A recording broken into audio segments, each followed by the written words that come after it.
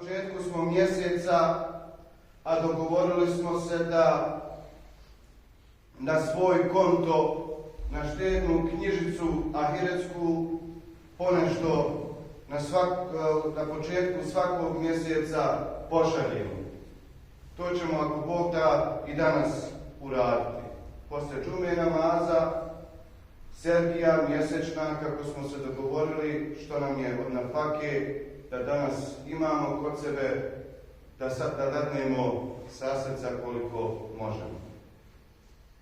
A ako Bog da, ja molim Allaha dželešanuhu da to iskreno učinimo i da to nađemo umnogostručeno na onome svijetu, na našem kontu. Amin.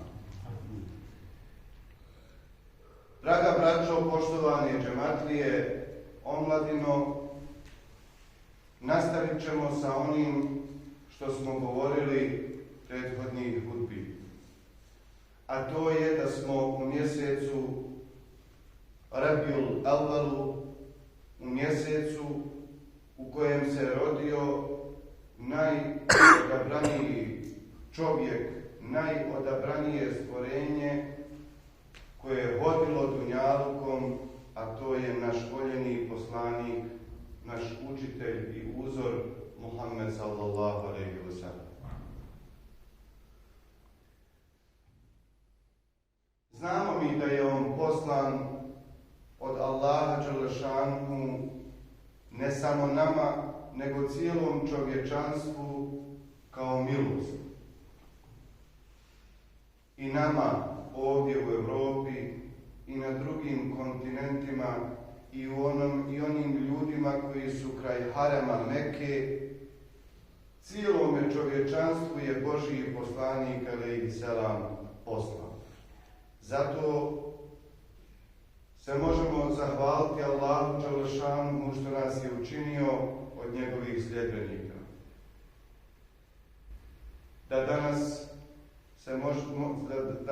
danas za sebe kažemo da najbolji uzor je u mome životu Božji poslanik Muhammed alejhi selam. Jer je to najsavršenije Allahovo dželešanuhu biće. Čovjek ili osoba koju je Allah dželešanuhu direkt odgajao. Jer znamo da je Božji poslanik alejhi selam odrastao kao siroče. I ako je nekoga Allah dželešanuhu direkt odgojio, to je najbolji mogući odgoj. Jer je to došlo od gospodara Allaha dželešanuhu.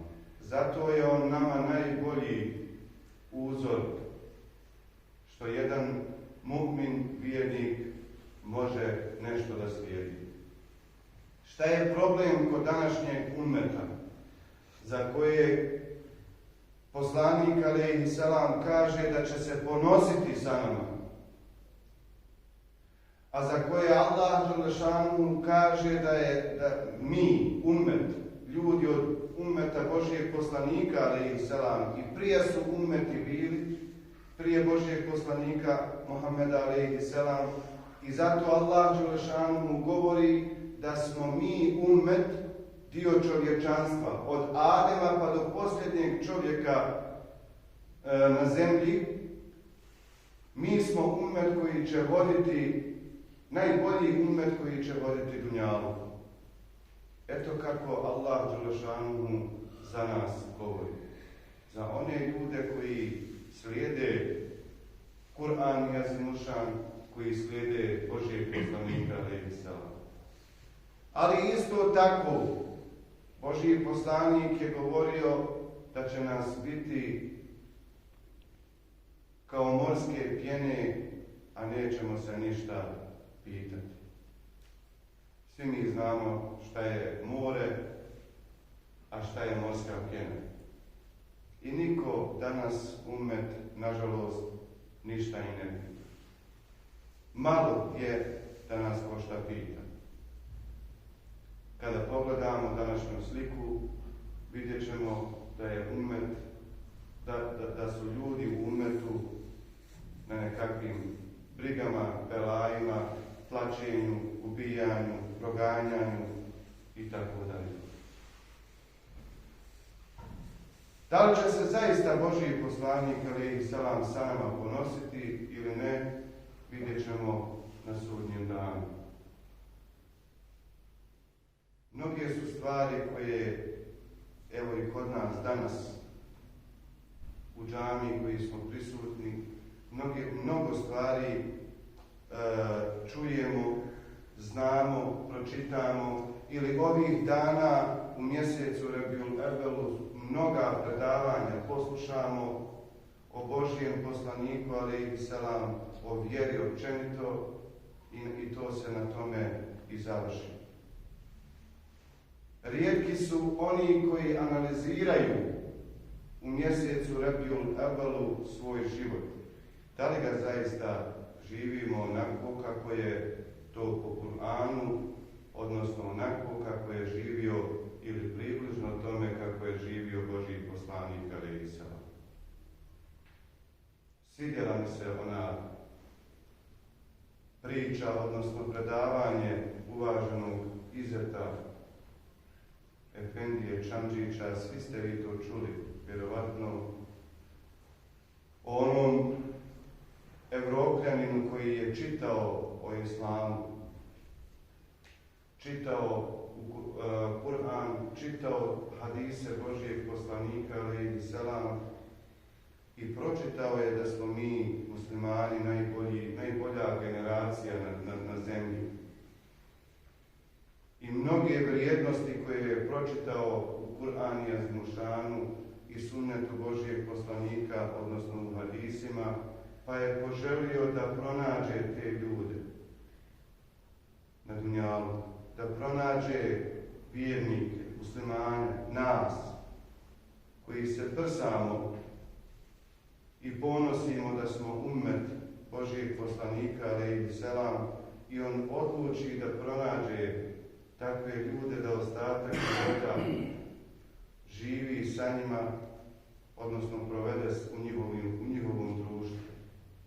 Pa kako kaže Izet Efendija, kada dođe u neku od naših muslimanskih mjesta, prvo što ga je zadesilo, recimo u mome Visokom, da dođe, mnoge su munare i mnogo je ljepota, vjerskih ljepota u tom gradu, od znamenja, od simbola, ali on je tamo pročitao da je čistoća pola vjere. Pa je, kada je vidio rijeku Bosnu, a ona sva od smeća, a rekli mu da u Visokom živi 100% muslimani, vjernici. Gdje tu ima, ako nam je rijeka Bosna u mom Visokom zagađena? I mnoge druge stvari koje ta osoba, Evropljanin, pročitao u Kur'an i Azmušanu, a kontra su onoga što mi danas radimo.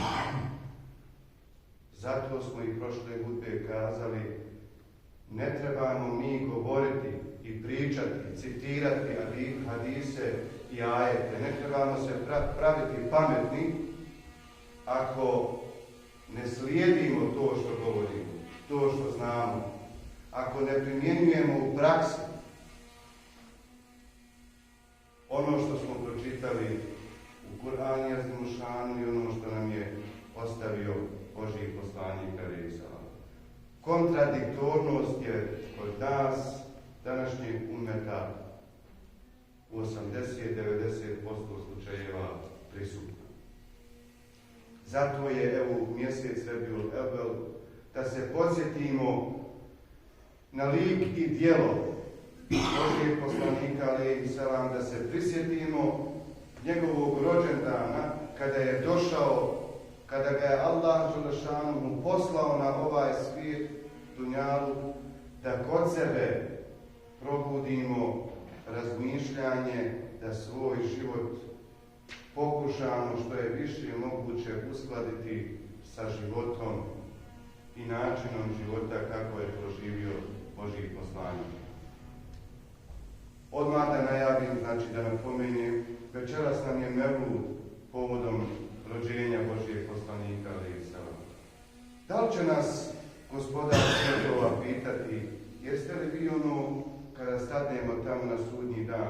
jeste li vi organizovali Mevlud 2022. godine na današnji dan? Da li će nas Gospodar za to pitati? Neće. Jeste li obilježili rođendan Božijeg poslanika? Neće nas Allah Đelešanuhu to pitati. Šta će nas Allah Đelešanuhu pitati?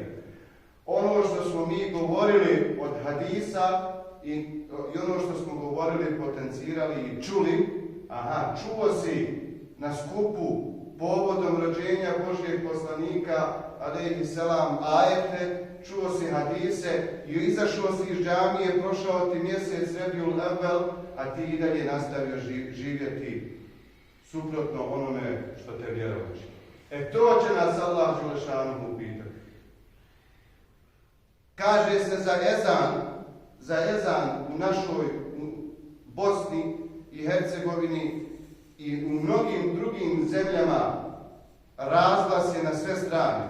Čuje se ezan, a kaže se ima 50% sigurno dogovornih mu'mina, muslimana koji kažu da slijede Božijeg poslanika, alejhi selam, da su vjernici, da im je Kur'an uputa, zauči ezan kućanu kraj džamije, a on nije odšao na jaciju ili neki drugi vakat koji ga je zadesio. A kaže se, bolje ti je u tom trenutku da si stavio olova, rastopljeno olovo i da si stavio u svoje uho da ne čuješ ezan. Jer će ti ezan, kada ga god čuješ, i mnoge druge stvari svjedočiti na sudnjem danu. Bio si pozivan, a toliko si hrabrost pokazivao da se ne odazoveš na poziv ezana. Kada su pitali Omera radijallahu anhu ko je najhrabriji čovjek, pa je Omer odgovorio, najhrabriji čovjek je ona osoba koja ode u svoju postelju, toplu postelju, a ne klanja jaciju. Najhrabriji čovjek danas se može smatrati osoba koja legne zdrava, pametna, punoljetna, čeljado ko sebe okupio, u zdravlju, rahatluku živimo, a jaciju zanemaruje. Zaista je Omer radijallahu anhu bio u pravu. Allah Đelešanuhu je milosti prema nama i Allah to se gleda i pušta nam, ali Boga mi na onom svijetu stavimo pred Allaha Đelešanuhu, sve će to da bude izneseno. Tek ćemo tada vidjeti koliko smo bili hrabri, odnosno kukavice. Zašto je nama bitna ljubav prema Muhammedu alejhi selam? Zato što je ta ljubav glavni uslov za sticanje Allahove Đelešanuhu ljubavi. Jer ako ne slijedimo ono što nam je Muhammed alejhi selam ostavio i to činimo iz ljubavi prema Muhammedu, onda lažemo i sebe i društvo u kojem živimo da volimo Gospodara Allaha Đelešanuhu.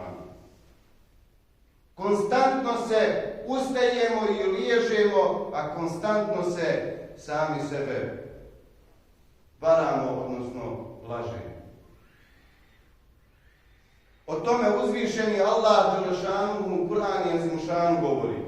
Reci, ako tvrdite da Allaha Đelešanuhu volite, niko od nas ummeta cjelokupnog danas da upitamo, nikog nećemo naći da će suprotno kazati ako se deklariše kao mu'min, vjernik. Allah Đelešanuhu kaže, ako tvrdite da Allaha Đelešanuhu volite, onda mene slijedite i vas će Allah Đelešanuhu voljeti, a zatim vam grijehe oprostiti. A Allah prašta i sami ostane. To znači, ako čovjek želi Allahovu Đelešanuhu ljubav, odnosno konačni cilj, lijepi džennet, onda treba da voli i poslanika alejhi selam. Kako? Da ga slijedi najljepša ljubav moguća danas jeste da slijedimo ono što je Božji poslanik alejhi selam ostavio kroz svoj sunnet. Nemojmo da pričamo o ljubavi. Ljubav se osjeća, ljubav se živi. A da bi dokazao svoju ljubav prema poslaniku i ja i ti, onda treba da slijedimo u potpunosti što je više moguće njegov sunnet. O tome je Muhammed alejhi selam kazao: svi će moji sljedbenici ući u džennet, kaže Božji poslanik. Svi! Kogod se deklariše od ummeta Božijeg poslanika alejhi selam, vidimo evo da Božji poslanik alejhi selam garantuje ulazak u lijepi džennet. Pa nastavlja. Osim oni koji to odbiju, koji ne htjeli. Pa su upitali ashabi kada je hadis Božji poslanik citirao, u čudu su upitali kakav je to hadar, kakva je moguća budala da odbije ulazak s tobom u tvome društvu u lijepi džennet. Pa je Božji poslanik alejhi selam odgovorio: to su oni koji lažu sami sebe da slijede moj sunnet. Svi mi govorimo slijedimo, ali na onom svijetu kada stanemo pred Allaha dželešanohu vidjet će se ko je slijedio i ko nije. Samo će nam se kazati jesmo za dženneta ili nismo.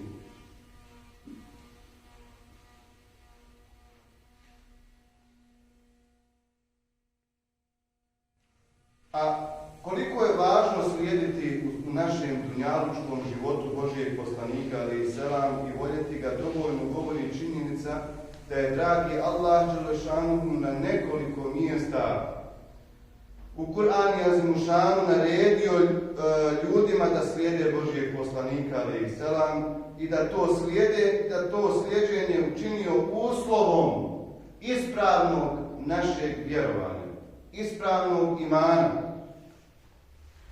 Tako uzvišeni Allah dželešanuhu nama poručuje sljedeće: reci, pokoravajte se Allahu dželešanuhu i pokoravajte se poslaniku, a ako glave okrenete, citiramo hadis, a nemamo u praksi tu, ne primjenjujemo, glavu okrećemo od Božijeg poslanika. A evo govori se: ako glavu okrenete, pa znajte da je on dužan da radi ono što mu je naređeno, a vi ste dužni da radite ono što je vama naređeno. Ako ga budete slijedili, bit ćete na pravom putu i blago se vama, a poslanik je dužan samo da jasno obznani istinu. Na drugom mjestu Allah dželešanuhu kaže: ko je pokoran poslaniku alejhi selam, taj je pokoran i Allahu dželešanuhu. A kada smo pokorni poslaniku i Allahu dželešanuhu zapamtimo, onda ćemo biti pokorni prema svemu. Onda će nam u životu sve biti sklad. Onda ćemo imati poštovanje od našeg evlada, odnosno naše djece, i mi stariji ćemo imati onda milosti prema mlađima, imat ćemo poštovanje prema komšiji i obrnuto, prema svome supružniku i tako dalje u našem životu. Ako nemamo iskreno poštovanje prema Allahu dželešanuhu, pokoravanje i prema Božijem poslaniku, ako to dvoje ne štima, zasigurno nam ne štima, neće nam štimati mnoge stvari u našem životu. To će se osjetiti nekome u manjoj, nekome u većoj mjeri. Zašto nam uzvišeni Allah dželešanuhu naređuje da slijedimo poslanika? Zato što Muhammed alejhi selam predstavlja najbolji primjer kako treba da se ponaša onaj koji se nada Allahovoj dželešanuhu ljubavi i lijepome džennetu. Jer to je čovjek čijim ponašanjem je Allah dželešanuhu bio zadovoljan, čovjek koji je bio sa najvišim stepenom morala, odgoja, čovjek čije je ponašanje bilo u potpunosti u skladu sa Kur'an i Azimušanom, odnosno Muhammed alejhi selam je bio živi Kur'an, živa biva Božja riječ na zemlji. I zato su ashabi Božijeg poslanika, alejhi selam, kako bi dolazio ajet, objava, odnosno govor Allaha dželle preko Džibrila, kada bi došla jedna objava, nisu pamtili drugi ajet kada bi došao, dok taj ajet ne bi primjenjivali u svome životu. Ne bi ga uopšte uzimali u razmatranje dok taj prethodni ajet, objavu riječi Allaha dželle nisu sprovodili u praksu. Na koji način ćemo najbolje slijediti našeg poslanika alejhi selam? Vrlo jednostavno. Poslušajmo šta nam savjetuje naš Gospodar Allah dželle šanuhu u Kur'anu i Sunnetu. Ono što vam poslanik da, a dao nam je hadis, dao nam je najbolji način života. Ovako, moj robe, ovako čovječe živi i bit će ti lijepo i na dunjaluku, bit će te ako Bog da još ljepše na ahiretu. Ono što vam poslanik alejhi selam da, kaže Allah dželle šanuhu, to uzmite. Uzmite, pročitajte 6 zbirki, vjerodostojnih zbirki hadisa.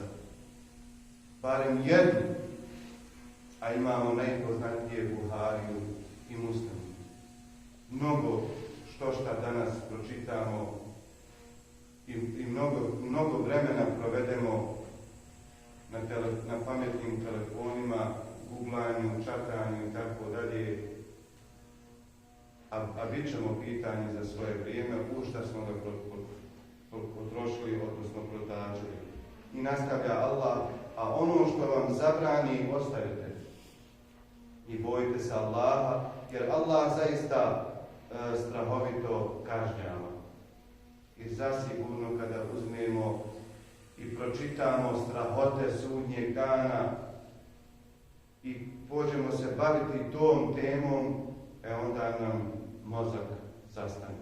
Najžešća, da se napomenemo jedne stvari, najmanja kazna u džehennemu, bit će kada čovjek bude u džehennemu, samo mu stopala u vatri u džehennemu, a u tom trenutku će mu mozak priti. Zamislite ljude koji će biti bačeni na dno džehennema. Draga braćo, da završimo današnju hudbu. Nalazimo se u mjesecu Rabiul Evvel, mjesecu rođendana našeg voljenog poslanika Muhameda alejhi selam, učitelja i uzora. Mjesecu Mevluda, kada se sjećamo najvažnijeg događaja u povijesti čovječanstva, jer da Allah dželle šanuhu nije naumio poslati poslanika alejhi selam, ne bi ni čovječanstva bilo. Pred nama se otvara prilika da kroz druženja, predavanja koja ćemo čuti u ovom mjesecu na društvenim mrežama, kroz slušanje Mevludi šerifa, odnosno teksta Mevludi šerifa, probudimo ili pojačamo svoju ljubav prema našem voljenom poslaniku alejhi selam i da probudimo još više želju da kroz slijeđenje i sprovođenje u praksu onoga što znamo o poslaniku alejhi selam, Muhammedu alejhi selam, ostanemo inšallah bolji ljudi i još bolji vjernici. Amin, amin, amin, ja rabbal alamin.